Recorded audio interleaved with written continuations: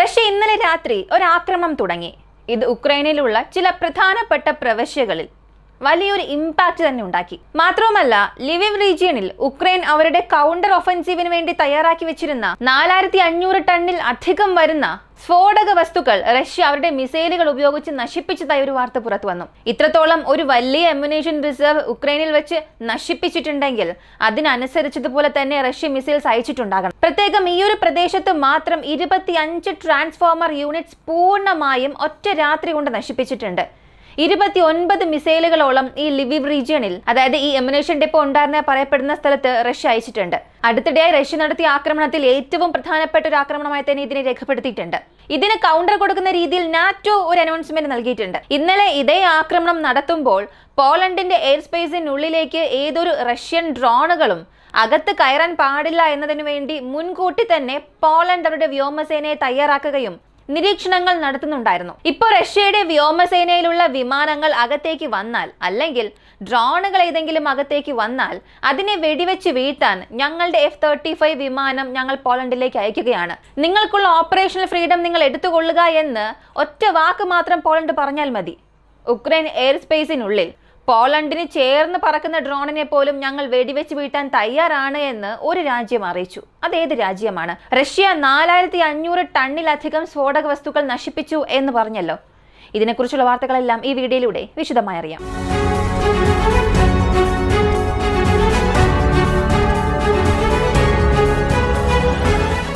Russia ഉക്രൈനുള്ളിൽ നടത്തിയ ആക്രമണം. ഇന്നലെ ഉക്രൈനുള്ളിലെ പല പ്രദേശങ്ങളും ആക്രമണത്തിന് ഇരയായിട്ടുണ്ട്. അതിൽ പ്രധാനപ്പെട്ട ഒന്നാണ് ലിവിവ്. ഈ ലിവിവിൽ മാത്രം 25ലധികം എക്സ്പ്ലോഷൻസ് സംഭവിച്ചു, അതും സിംഗിൾ ടൈമിൽ. മാത്രവുമല്ല, മറ്റ് സ്ഥലങ്ങൾ ഇവാനോ ഫ്രാൻസിസ്, ചെറിങ്കോ, ഒഡീസ, കിവിൻസ്കി, കാർഖിവ് തുടങ്ങിയ പ്രദേശങ്ങളിലും ഈ ആക്രമണം നടന്നിട്ടുണ്ട്. എന്നാൽ ഇവയേക്കാൾ എല്ലാം ശ്രദ്ധ പിടിച്ചു പറ്റിയ കാര്യം അത് ഈ ലിവിവിൽ നടന്നിരിക്കുന്ന ആക്രമണമാണ്. കാരണം ലിവിവിൽ 25 സ്ഫോടനങ്ങൾ അനുഭവപ്പെട്ടു എന്നാണ് പറഞ്ഞിട്ടുള്ളത്. അതായത് റഷ്യ ഇപ്പോൾ ലക്ഷ്യം വെച്ച് ആക്രമിക്കാൻ തുടങ്ങിയതെല്ലാം ഇവരുടെ പവർ ഗ്രിഡ്സിനെയാണ്. കാരണം ആ ഒരു പ്രദേശത്ത് എത്രയും പെട്ടെന്ന് മഞ്ഞുവീഴ്ചയുണ്ടാകും. അങ്ങനെ സംഭവിച്ചാൽ ഇരുവശത്തു നിന്നും മറ്റൊരു നീക്കം ഉണ്ടാവുകയില്ല. ഉക്രൈൻ എവിടെയാണോ നിൽക്കുന്നത് അതേ സ്ഥലത്ത് നിൽക്കേണ്ട ആവശ്യകതയുണ്ടാകും. ഇനി റഷ്യ എവിടെയാണ് നിൽക്കുന്നത് അതേ സ്ഥലത്ത് തന്നെ തുടരേണ്ട ഒരു അവസ്ഥയും അവർക്കുണ്ടാകും. മഞ്ഞുകാലം അവസാനിച്ചാലും ആ മഞ്ഞുരുകി താഴെയുള്ള ചെളികളൊക്കെ പോകുന്നത് വരെയും ഇരുവശത്തു നിന്നും മേജർ ഏതൊരു പുരോഗതി ഉണ്ടാവുകയില്ല. ഗ്രൗണ്ടിൽ അവരുടെ മുന്നേറ്റം, അല്ലെങ്കിൽ ഡിഫൻസീവ് ലൈൻസ് കഴിഞ്ഞു പോവുക, ഡിഫൻസീവ് ലൈൻസിനെ സ്ട്രോങ് ആക്കുക, ഇങ്ങനെ ഒന്നും രണ്ട് വശത്തു നിന്നും സംഭവിക്കില്ല. അങ്ങനെയുള്ളപ്പോൾ ഈ മഞ്ഞുകാലം ആരംഭിക്കുന്നതിന് മുൻപ് എന്തൊക്കെ നമ്മെ കൊണ്ട് ചെയ്യാൻ കഴിയും എന്നുള്ളതാണ് ഇവിടെയുള്ള പ്രധാനപ്പെട്ട ഒരു ഗെയിം പ്ലാൻ. റഷ്യ ഇപ്പോൾ ഇതിനുവേണ്ടി ചെയ്യാൻ തുടങ്ങിയത്, ഇതുവരെയും ഉക്രൈന്റെ എനർജി ഗ്രിഡ്സിനെ കഴിഞ്ഞ 3 മാസത്തിൽ എവിടെയും അങ്ങനെ ആക്രമിച്ചിട്ടില്ല. അവിടെ ചില ട്രാൻസ്ഫോമേഴ്സിനെ ആക്രമിക്കുക, ചില തെർമൽ പവർ പ്ലാന്റ്സിനെ ആക്രമിക്കുക, അതായത് ഉപേക്ഷിക്കപ്പെട്ട തെർമൽ പവർ പ്ലാന്റ്സിനെ ആക്രമിക്കുക, ഇങ്ങനെയായിരുന്നു അവരുടെ സ്ട്രൈക്സ് പോയിക്കൊണ്ടിരുന്നത്. എന്നാൽ ഇപ്പോൾ ലിവിവിൽ ആക്രമിച്ചിട്ടുള്ളത് ഈ പാറ്റേണിനെ അങ്ങനെ മാറ്റിയിട്ടുണ്ട്. ലിവിവ് എന്നത് ഉക്രൈനിലുള്ള ഒരു വലിയ പ്രവിശ്യ എന്ന് വേണമെങ്കിൽ പറയാം. ടോപ്പ് 10 ലിസ്റ്റ് അല്ലെങ്കിൽ 5 ലിസ്റ്റ് എടുത്താൽ അതിലുള്ള ഒരു പ്രവിശ്യ, ലക്ഷക്കണക്കിന് ആളുകൾ താമസിക്കുന്ന ഒരു പ്രദേശം. ഇവിടെ പ്രധാനപ്പെട്ട ഒരു കോർ പവർ സോഴ്സ് നൽകുന്നത് 16 എനർജി ഗ്രിഡ്സ് ആണ്. ഇതുവഴി ഈ എനർജി വിഭജിക്കുകയും അവിടെയുള്ള മറ്റ് നഗരങ്ങളിലേക്കും പ്രദേശങ്ങളിലേക്കും പോകുന്നുണ്ട്. ഇവയെല്ലാം ഒന്നിച്ച് ബന്ധിപ്പിക്കാനായി 30ലധികം ഇലക്ട്രിസിറ്റി ടെർമിനൽസ് ഉണ്ട്. പ്രധാനപ്പെട്ട ട്രാൻസ്ഫോമർ ജംഗ്ഷൻസും അവിടെ ഉക്രൈൻ റൺ ചെയ്യുന്നുണ്ട്. ഇത്തരത്തിലുള്ള സ്ഥലങ്ങളിൽ 25ലധികം സ്ഥലത്താണ് ഈ ഒരു സ്ട്രൈക്ക് ഒറ്റ രാത്രി കൊണ്ട് ഇന്നലെ നടന്നത്. എന്നാൽ ഇതിന്റെ റിസൾട്ട് ഒന്നും ഇതുവരെയും അറിയില്ല. ഈ പവർ ഗ്രിഡിന് നേരെയുള്ള ആക്രമണം റഷ്യ അവരുടെ ബാലിസ്റ്റിക് മിസൈൽസ് ഉപയോഗിച്ചിട്ടില്ല. റഷ്യയുടെ 1 വേ സൂസൈഡ് ഡ്രോൺസ് ആയിട്ടുള്ള ജെറാനിയം കൂടാതെ ഷാഹിദ് ഡ്രോൺസ് ആണ് ഉപയോഗിച്ചിട്ടുള്ളത്. ഈ പവർ ഗ്രിഡ്സിനെ ആക്രമിക്കാനായി ഏതൊരു മിസൈൽസും അവർ ഉപയോഗിച്ചിട്ടില്ല. നന്നായി ഇത് ശ്രദ്ധിക്കുക. വെറും ഡ്രോണുകൾ മാത്രം ഉപയോഗിച്ച് ഈ ട്രാൻസ്ഫോമർ നെറ്റ്വർക്കിനെ 25 ഇടങ്ങളിലാണ് റഷ്യ കേടുപാടുകൾ വരുത്തിയത്. ഇതിൽ എത്ര എണ്ണം പൂർണ്ണമായി നശിച്ചു എന്നുള്ള റിപ്പോർട്ടുകളൊന്നും നമുക്ക് അറിയില്ല.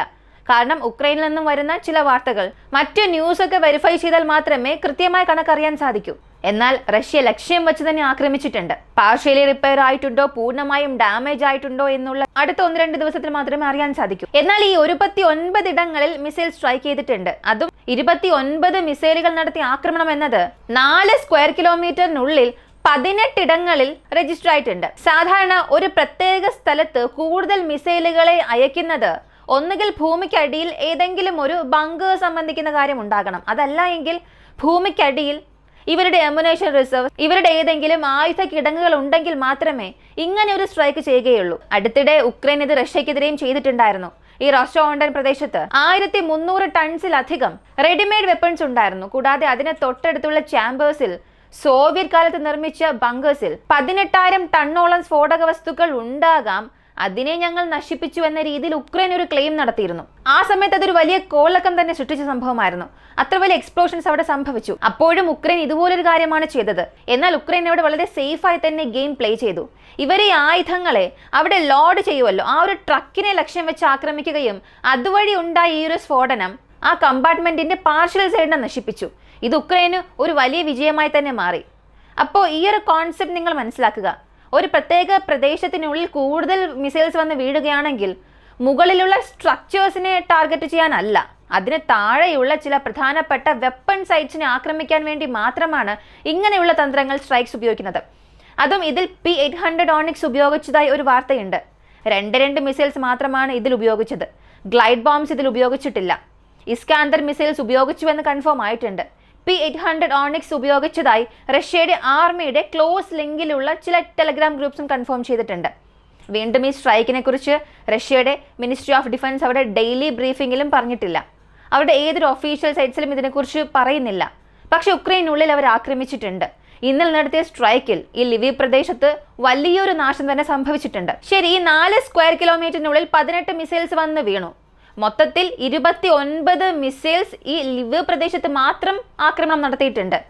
ലിവീവ് പ്രദേശത്ത് 25 ഇടങ്ങളിലുള്ള ഈ എനർജി ഗ്രിഡ്സിനെയാണ് ആക്രമിച്ചത്. അങ്ങനെയാണെങ്കിൽ ആ ഒരു പ്രദേശത്ത് മാത്രം ഇത്ര വലിയ സ്ട്രൈക്ക് നടത്താനുള്ള കാരണം എന്താണ്? ഈ 18 മിസൈൽസ് താഴെ വീണ് പൊട്ടിത്തെറിച്ചിട്ടുണ്ട്, അതിന്റെ ഇമ്പാക്ട് ഉണ്ടാക്കിയിട്ടുണ്ട്. ഇവയെ കൊണ്ട് 4000 ടൺ അമ്യുനേഷൻ ഡെപ്പോ നശിപ്പിക്കാൻ കഴിയുമോ എന്ന് ചോദിച്ചാൽ തീർച്ചയായും അതിനുള്ള സാധ്യതകൾ ഉണ്ട്. എന്നാൽ റഷ്യ അവിടെ എത്രത്തോളം പെനട്രേറ്റ് ചെയ്തു, അല്ലെങ്കിൽ എത്രത്തോളം വലിയ എക്സ്പ്ലോഷനാണ് അവിടെ സംഭവിച്ചു എന്നുള്ളതൊക്കെ അറിയണമെന്നുണ്ടെങ്കിൽ നമുക്ക് കൂടുതൽ റിപ്പോർട്ട്സ് ലഭിക്കണം. ഇപ്പൊ യുക്രൈൻ സൈഡിൽ നിന്ന് വരുന്ന ഈ പ്രിലിമിനറി ഡേറ്റാസ് വെച്ച് നോക്കുമ്പോൾ 4500 ടൺസോളം സ്ഫോടക വസ്തുക്കൾ അവിടെ ഉണ്ടായിരുന്നിരിക്കാം. അതായത് ഇതിലും കൂടാനുള്ള സാധ്യതയാണുള്ളത്. റഷ്യ സ്ട്രൈക്ക് ചെയ്തിട്ടുള്ള പാറ്റേൺ, അതും പ്രത്യേക ഒരു സ്ഥലത്ത് 2-3 പോയിന്റിനെ മാത്രം ലക്ഷ്യം വെച്ച് ആക്രമിച്ചിട്ടുണ്ട്. അതിനുശേഷം അവിടെ ഉണ്ടായ സ്ഫോടനം, ഇതെല്ലാം വെച്ച് നോക്കുമ്പോൾ കുറഞ്ഞത് അവിടെ ഉണ്ടായിരുന്നതിൽ പകുതിയെങ്കിലും ഉക്രൈൻ നഷ്ടപ്പെടുത്തിയിട്ടുണ്ടാകണം. അവർ പൂർണ്ണമായും ഈ എമുനേഷൻസിനെ നഷ്ടപ്പെടുത്തിയില്ലെങ്കിൽ പോലും അത് ആക്സസ് ചെയ്യാനുള്ള വഴി ഇപ്പോൾ റഷ്യ നശിപ്പിച്ചു. ഇനി അവർ അവിടേക്ക് പോയാൽ പോലും അവിടെ റെഡിമെയ്ഡ് വെപ്പൺസ് അവിടെ ലഭിക്കുകയില്ല. സാധാരണ റോയായി സ്റ്റോർ ചെയ്ത് വെച്ചിരിക്കുമല്ലോ, ഈ വെടിമരുന്ന് മാത്രം സ്റ്റോർ ചെയ്ത് വെച്ചിരിക്കുമല്ലോ. അതവർ എടുക്കാൻ പോയാൽ പോലും റഷ്യ അതിന് പിറകിൽ മറ്റെന്തെങ്കിലും ഒരു കെണി വെച്ചിട്ടുണ്ടാകും. അതായത് ചില ബോംബ്സ് ഒന്നും പെട്ടെന്ന് പൊട്ടിത്തെറിക്കില്ല.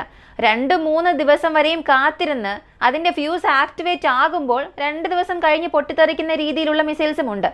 അപ്പോൾ ഇവിടെ ഒരു വലിയ ട്രാപ്പ് റഷ്യ സെറ്റ് ചെയ്ത് വെച്ചിരിക്കാനുള്ള സാധ്യതയുണ്ട്. അത് ഉക്രൈൻ ഒരു ടിക്കിംഗ് ടൈം ബോംബായി തന്നെ മാറിയിട്ടുണ്ട്. ചിന്തിച്ചു നോക്കുക, നിങ്ങൾ ഒരു സ്ഥലത്ത് 4000 ടണ്ണിലധികം സ്ഫോടക വസ്തുക്കൾ സൂക്ഷിച്ചിരിക്കുകയാണ്. അതിന്റെ ചില പ്രദേശങ്ങളിൽ നഷ്ടം സംഭവിച്ചിട്ടുണ്ട്, നശിച്ചിട്ടുണ്ട്. പക്ഷെ ബാക്കിയുള്ള ഭാഗം നിങ്ങൾ ആക്സസ് ചെയ്യാമെന്ന് ചിന്തിക്കുകയാണ്, അല്ലെങ്കിൽ അവിടെയുള്ള കേടുപാടുകളൊക്കെ മാറ്റാൻ നിങ്ങൾ പോവുകയാണ്. ആ സമയത്ത് നിങ്ങൾ നൽകുന്ന ഒരു എക്സ്റ്റേണൽ ട്രിഗർ കാരണം അവിടെയുള്ള ഫ്യൂസ് ആക്ടിവേറ്റ് ആവുകയാണെങ്കിൽ ഒരു അണുവായുധ സ്ഫോടനം ഉണ്ടായാൽ എത്രത്തോളം പ്രശ്നം ഉണ്ടാകുമോ അതുപോലൊരു പ്രശ്നം തന്നെ അവിടെ ഉണ്ടാകും. പക്ഷെ കൂടുതലായും ഏതൊരു മാധ്യമവും ഇതിനെക്കുറിച്ച് കവർ ചെയ്യുന്നില്ല, ഇതിനെക്കുറിച്ചുള്ള ടോപ്പിക് പോലും എടുക്കുന്നില്ല.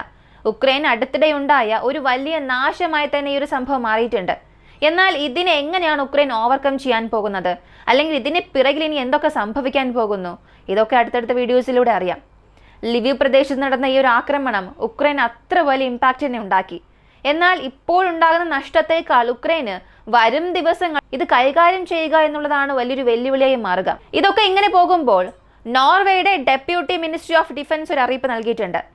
ഇന്നലെ റഷ്യ ലിവീവിൽ ഒരു വലിയ ആക്രമണം നടത്തി. ഉക്രൈൻ മുഴുവനും അവരുടെ ഒരു ഡ്രോൺ റൈഡ് നടന്നു. എന്നാൽ പോളണ്ട് മുൻകൂറായി തന്നെ റഷ്യൻ ഡ്രോണിനെ ഡിഫൻഡ് ചെയ്യുന്നതിന് വേണ്ടിയും ഉക്രൈനിൽ നിന്നും ഏത് തരത്തിലുള്ള ഫോറിൻ ഓബ്ജക്ട്സും പോളണ്ട് എയർ സ്പേസിനുള്ളിലേക്ക് എൻ്റർ ആകാൻ പാടില്ല എന്നതിന് വേണ്ടിയും അവരുടെ വ്യോമസേനാ വിമാനങ്ങളെ തയ്യാറാക്കി.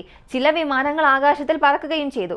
അവിടെ നിരീക്ഷണങ്ങൾ നടത്തിക്കൊണ്ടിരുന്നു. എന്നാൽ ഞങ്ങൾ ഇപ്പോൾ പോളണ്ടിന് ഒരു ഓഫർ നൽകുകയാണ്.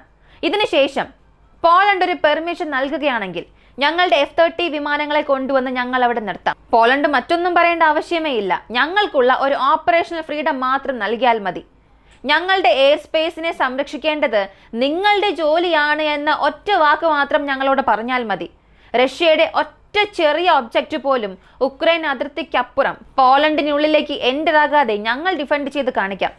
ഞങ്ങളുടെ സൈന്യത്തിലുള്ള F-35 വിമാനങ്ങൾ ഇവയെല്ലാം പൂർണ്ണമായും ന്യൂട്രലൈസ് ചെയ്ത് കാണിക്കും. ഇങ്ങനെ ഒരു വലിയ ഓഫർ പോളണ്ട് നൽകിയിട്ടുണ്ട്. അപ്പോൾ നോർവേ യാതൊരു ബന്ധവുമില്ലാതെ പോളണ്ട് പ്രശ്നത്തിലകത്തേക്ക് വന്നിട്ടുണ്ട്. നോർവേക്ക് ഇതിനകം തന്നെ റഷ്യയുമായി ഒരുപാട് പ്രശ്നങ്ങളുണ്ട്. പോരാത്തതിന് ഇങ്ങനെയും ഒരു അനൗൺസ്മെന്റ് നൽകിയിട്ടുണ്ട്. അപ്പോൾ എത്രയും പെട്ടെന്ന് ഇതിന്റെ ഒരു റെസ്പോൺസും റഷ്യയുടെ ഭാഗത്തു നിന്നും ഇവർക്ക് ലഭിക്കും. ഇവിടെ പ്രധാനപ്പെട്ട കാര്യം അമുനേഷൻ ഡെപ്പോയെ കുറിച്ചുള്ളതാണ്. ഒരുപാട് മീഡിയാസ് ഇതിനെക്കുറിച്ച് സംസാരിക്കുന്നില്ല. ചെറിയ ന്യൂസായി പോലും ഈ ഒരു വാർത്തകളൊന്നും നൽകുന്നില്ല. എന്നാൽ അത്ര വലിയൊരു കാര്യമാണ് റഷ്യ യാതൊരു ശബ്ദവും ഇല്ലാതെ ചെയ്തത്. ഇനി സെക്കൻഡറി എക്സ്പ്ലോഷൻ ആണ് വലിയൊരു പ്രശ്നം. നിങ്ങൾ ആ ഒരു പ്രദേശം ആക്സസ് ചെയ്യുകയാണെങ്കിൽ തീർച്ചയായും ഒരു സെക്കൻഡറി എക്സ്പ്ലോഷന് സാധ്യതയുണ്ട്. ഒരു പക്ഷേ ഇതെല്ലാം റഷ്യ ഒരു സൈക്കോളജിക്കൽ വാർഫെയറായി ചെയ്യുന്നതായിരിക്കാമെന്ന് നിങ്ങൾക്ക് കരുതാം.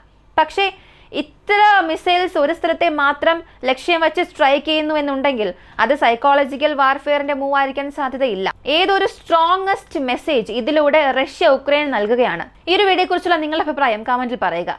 കൂടുതൽ അപ്ഡേറ്റ്സിനായി വോയിസ് ഓഫ് വിക്കി നമ്മുടെ ചാനൽ സബ്സ്ക്രൈബ് ചെയ്യുക. മറ്റൊരു വീഡിയോയുമായി വീണ്ടും കാണാം.